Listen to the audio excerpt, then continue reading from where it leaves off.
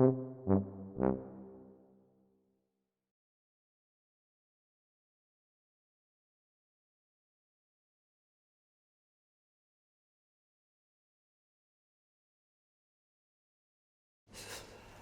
got Lisa Witter with me, and she's from Apolitical. And now, before I get into the real questions, you said something which I found incredible, and we'll go to your trajectory later, which you said, there is beauty in the boring. I love that phrase. Tell me about it. Well, first, I think everyone has a different idea of what their boring is. Yeah. But so much of the work of boring bureaucrats are things that are really deep in the details. You think about the people here in Pankow and Berlin who are painstakingly going through spreadsheets to do contact tracing, or other people who are filing information so that it can be found by someone else, so that a amount of money goes here. These are not innovative, celebrated work, but they're beautiful because they deliver for the citizens.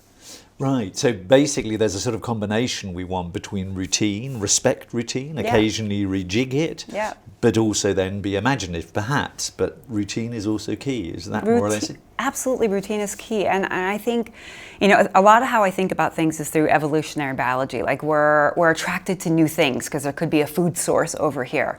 So people aren't attracted or celebrate the little boring things, and so it doesn't get the attention and may not get invested in and it may not get focused on. And that's where things fall apart, is often in those little details. So we like to, at Apolitical, we even have a boring award, like who's doing boring work, right? To celebrate these people and say thanks for putting their head down and really paying attention to the details. I wish I had thought of the boring award. We can work together on it, Charles. It's great. It's great. Because in fact, you did get an award, you and Apolitical, and I'm not going to give it to you now. I'm going to tease you. Wow. Oh, so grateful. But we'll do that at the award ceremony at some point. But I think Apolitical got the award for good reason. I mean, I don't know how you did it, but you managed to get 85,000 people to be part of your network. And whatever we say, that's pretty amazing. But here now, let's go down the trajectory a bit.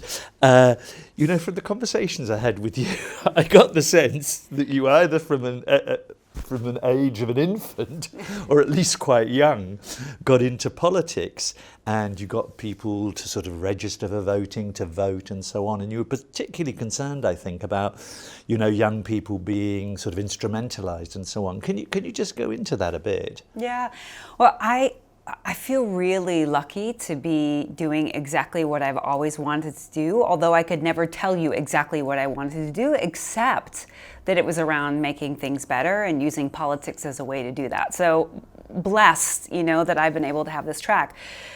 But it's prescient that we're sitting here talking about my trajectory, because it was highly influenced by the notorious RBG, Ruth Bader Ginsburg.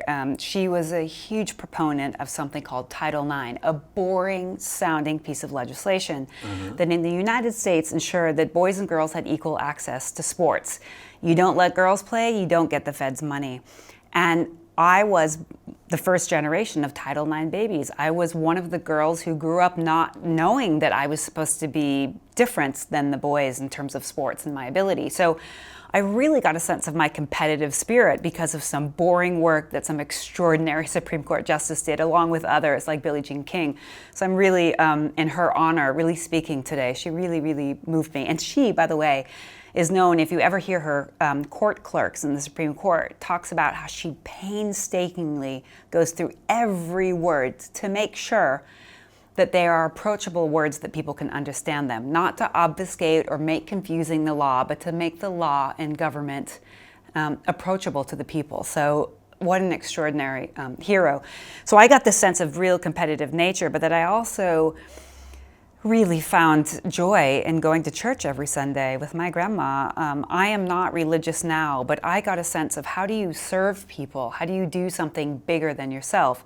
So if you like serving people and really being part of a global community and you like winning, my nickname was Animal as an athlete, then you go into politics. So it was really clear. There was really no choice. And so I just got involved and engaged, and realize that not everyone feels the way I do, that I'm a bit of a weirdo and an outlier, but there's ways to build pathways for people who don't know their way into the political system. And kind of all my life, in a way, I've worked at that intersection, a very entrepreneurial intersection of politics and policy, and bringing in people together to build platforms. Now then, I'm skipping a few years. I know you were a very good sportswoman. You then studied behavioural sciences, which I think is fascinating. Did that help you in any way in terms of what you do now, and does it enrich you, or did it enrich you over the long term? There's no question. I mean, I will say something that everyone can agree with, that it's not always the best people that win or the best ideas that win in politics or in policy. It's the best sold and communicated people, best sold and communicated ideas. And George Orwell said that politics is communications, right? That effective communications is how to do that. So as I was working on my political campaigns, I started a political training institute, I worked in government, I realized that, and I said, I want to understand decision making. I want to understand how the brain works.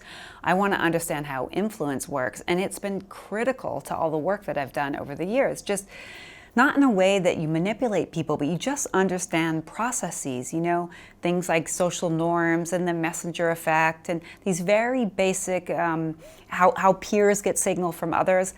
All of that work is really bedrocked into the work we do at Apolitical. It's building and understanding how humans make decisions, that they look for groups, that they want trust. So yes, it's been a great thing, and it actually brought me to Berlin. I came to Berlin to write a second book. My first book was a bit based on this, called The She Spot: Why Women Are the Market for Changing the World, looking at the role of brain and behavioral science and marketing and communications to engage women. I meant to write a second book here, but the entrepreneurship called me in another direction. So maybe I'll get to it at some point. Sometime, hopefully. But I'm really pleased that you're bringing up that thread about communications, because there's something called the Plain English Society in Britain, for example, and that is such a relief when you can read something complex but that isn't complex and is completely understandable. Just moving ahead a bit, there was some sort of tragedy that really brought you into the sort of whole leadership training world. And tell me more about that. There was sort of the way you wove that leadership thing into political leadership training programs and so on. Can you explain that to us? Well, I'm sitting here as an American, and if anyone follows American TV, politics, news, it will be no news that there are gun tragedies on a near daily basis in America. And in my school, when I was around 5th or 6th grade, it was probably 6th grade, there were some gun tragedies, some accidental deaths, suicides. Little kids and loaded guns are a bad combination at the best of times. And the school had the vision to, in America, you can't take away the guns. We have the Second Amendment. That will be argued potentially to the death, but you can't. So how do we work with kids to be early warning systems and to teach them leadership skills and empathetic skills and listening skills to be able to identify kids who were in trouble? And that really shaped me, being able to listen and identify and know and connect. And it was interesting because, Charles, I didn't really belong to any group. I think people in politics are kind of weird in general, because if you're good at it, you kind of go across constituencies. And I was a kid in school that went across the groups. I was never a cool kid, but I went across the groups. And so I had this kind of ability to sort of sense and feel. It's really interesting to have a younger son who has a lot of that same capability, that sensing about the way things are. So we've brought that I've brought that into everything I've done, this sort of real grounding of leadership and empathy and listening. I think it's something we have in common, is we really like that. And it's really embedded into what we do at Apolitical and our political training academies through our foundation. Well, what I like about what you're saying is these are sort of softer skills that some people think are vague, but in fact they're the essence, the texture of or the nervous system that makes things work. Well, having told me that, do you mind if I get onto a slightly lighter note? Yes, please. Because I heard that you were involved in this TV reality show where you ran for president, and I'm thinking to myself, is this woman hooked on politics, or what's going on with her?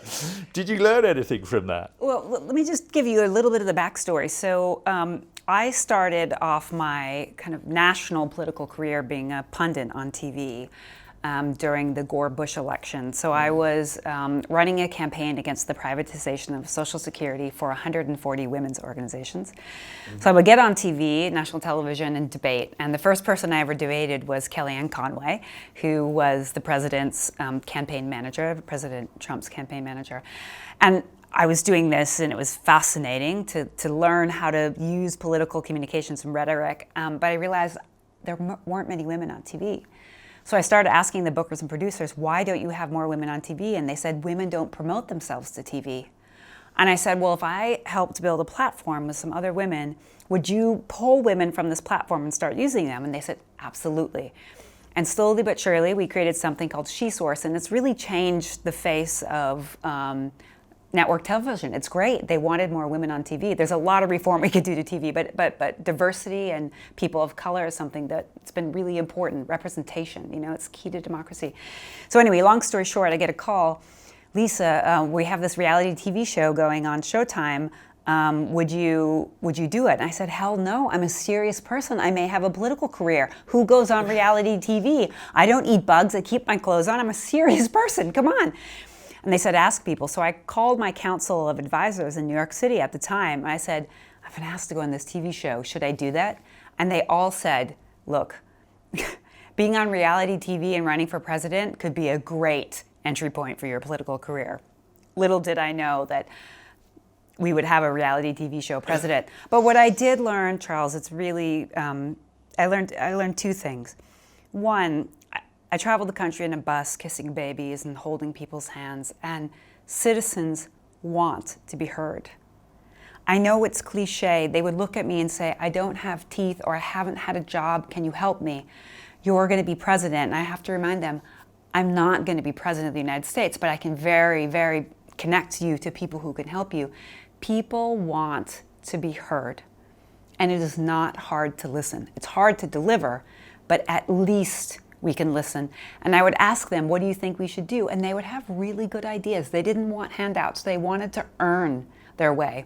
The other thing I learned, which is fascinating, I never thought I would learn this, is my political consultant on the show, all of ours, was a guy named Frank Luntz, who is in America the Republican word doctor. And he really, I was dial tested as a candidate. I don't know if anyone knows what that is, but when you go to give a speech, you give a speech, and if they like you, you dial up, and if they don't like you, you dial down. So I learned how to pause, what words got what from whom, how to order arguments in a way that brought people in, how to reflect back things you've heard people say and give credit, how to tell stories, all being measured along the way. And it was really powerful because now I can use all of that for the force of good. My God, I'm just thinking of this sort of wonderful training program you had. The other thing I'm really liking is this sort of thread, communications, hearing, listening. Yeah. I just think that's great. In your 30s, you became a young global leader. I presume that gave you some sort of opportunities and so on. I mean, just give me a bit of an example there. It's a real honor to be part of the World Economic Forum Young Global Leaders. I have to admit to you, Charles, I am a bit allergic to establishment, or I was more. I've realized the older I get, I should make less assumptions and ask more questions about things. And when I was named a Young Global Leader, I kind of walked in and tippy-toed into the group going, oh, what is this? And quickly I realized that here was a group. At the time, I think we were a cohort of 100. And I happened to show up in Tanzania, and they had just put out a survey asking what percentage of these people wanted to go into public office, public life, serve the public. And something like less than 5% of us did. Right. And I raised my hand. I've been starting political training programs. I said, we can do better than this. Like, we need good people to serve, whether it's elected or go into government.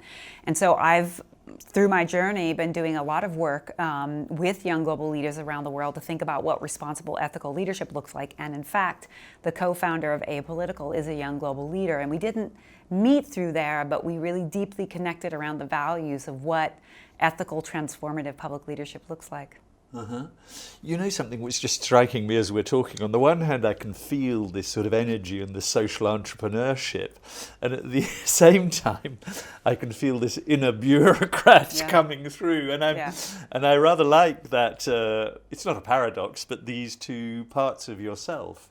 Well, you have to be. I mean, what I realize is you can have ideas, but they don't come to life unless you deliver. And so for me, about having the balance of having a vision and connecting with people on that vision and trying to co-create that vision as much as you can, but then really valuing the implementation. That's the beauty. You know, we think a lot about at Apolitical, the democracy flywheel. If you think about democracy as a flywheel, at the bottom are the citizens who demand the power, right? And hopefully give the agenda to the politicians who get elected. They're the hardware of democracy, who then give power to the software of democracy, who are the bureaucrats. Now, the citizens and the politicians can have the ideas, but the bureaucrats have to do the boring, not always, stuff of implementing it. So I'm in love with both parts of it. This is why I love creative bureaucracy. It's kind of perfect for me because I am a massively creative person, but I love actually getting things done. My nickname in work a lot of time is the arrow, because I like to arrow through how are we going to get it done.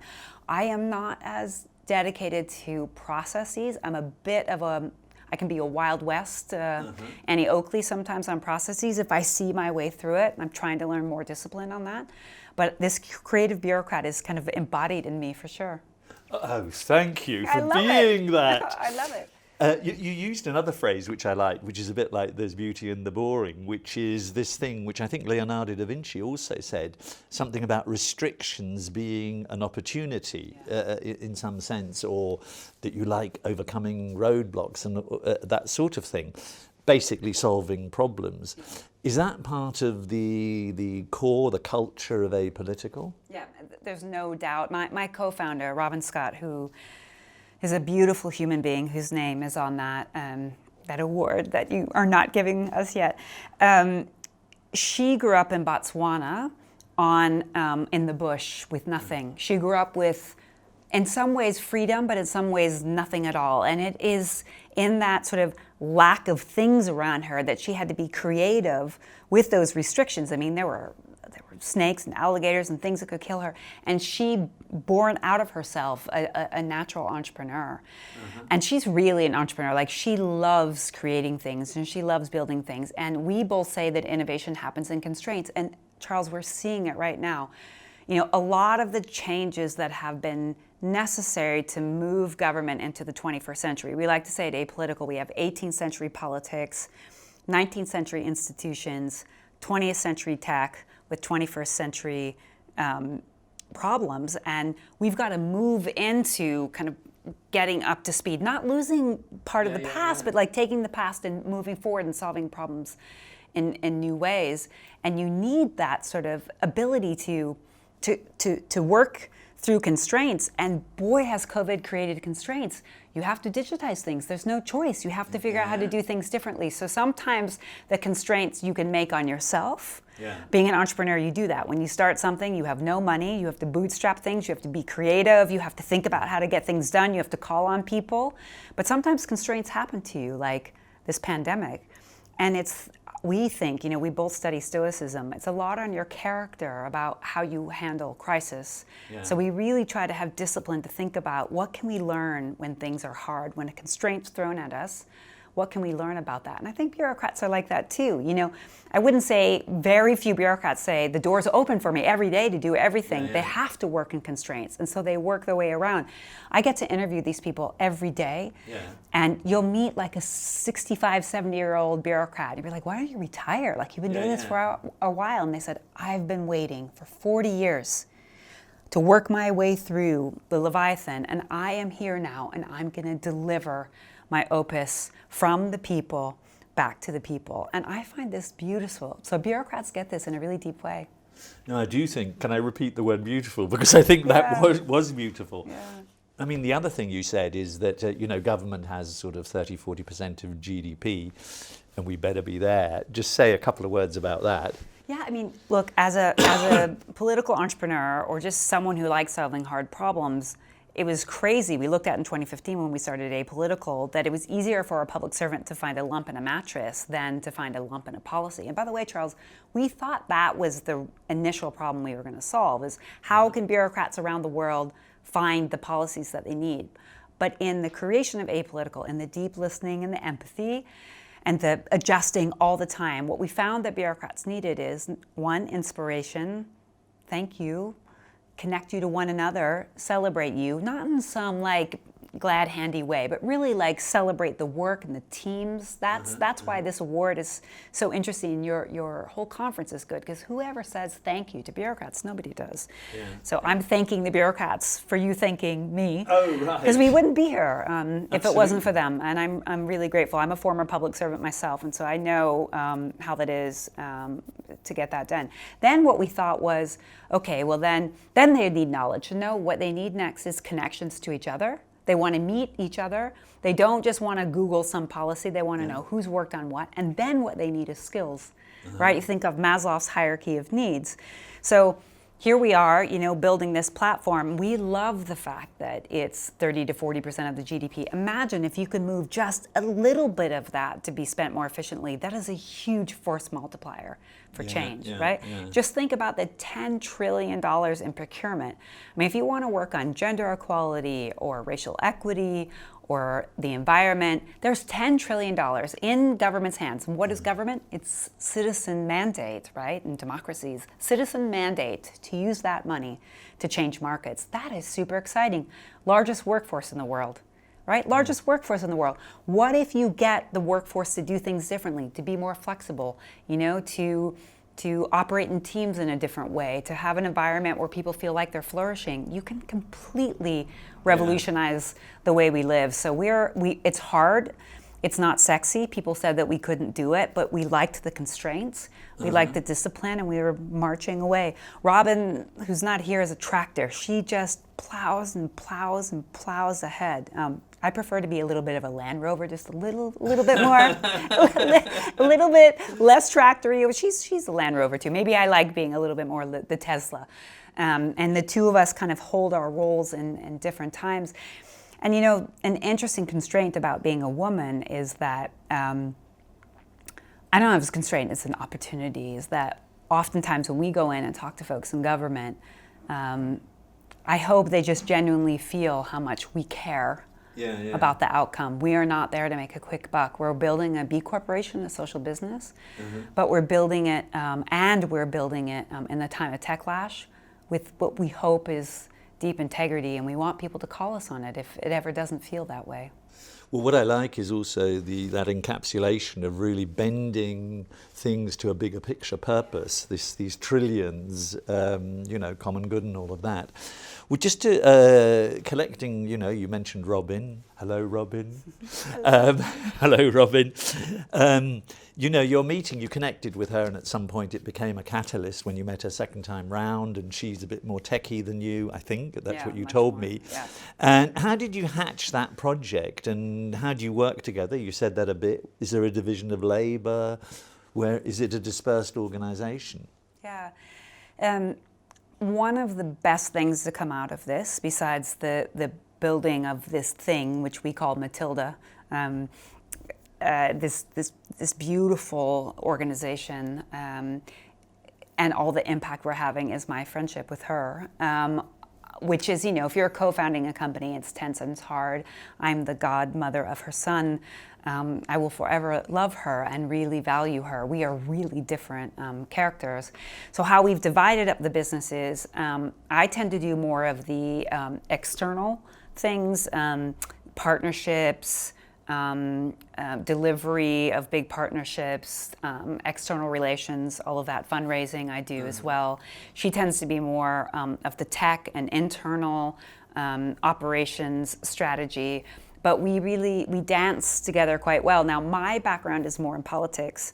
It's all in politics, as we've talked about. So I am beginning to spend more time in our foundation working with politicians, because, Charles, you can see during the time of COVID, it's great and we need an effective state to deliver, but the difference often between what's worked and what's not worked in terms of saving people's lives and the economy, and this is all still to play out, so it's a bit early, is often effective political leadership, which again is often communications. How do they use their platform to do communications and when they do them? So I'm going to be moving, little preview, I'm going to be spending a little bit more time back in my political space coming up. All right, the use. Well, sorry, that sounded trivial. I didn't mean it like that. No, hey, it's great.